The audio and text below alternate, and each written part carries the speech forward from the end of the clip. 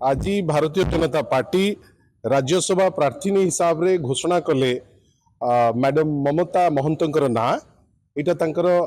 आभ्यंतरीण internal matter यहाँ आउ सी निष्पत्ति नहीं आमर से किसी कहबार ना किंतु जोटा सारा ओडिशा वर्तमान चर्चा करुच्ची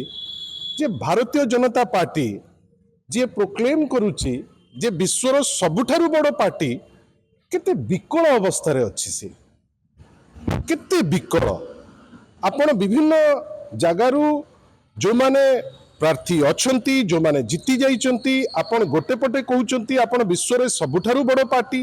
अन्य पटे आपण को पोचिंग करिया को पड़ुछि आपण ए दलरु दुईटा से दलरु गोटे से दलरु आउ जणे एमती नहीं किरी आपणकर संख्या को आपण बढ़ाउचंती गणतंत्र रे यार परिभाषा किछि अलग अछि समय तांको निश्चित भावे उत्तर दब जहाँ हैला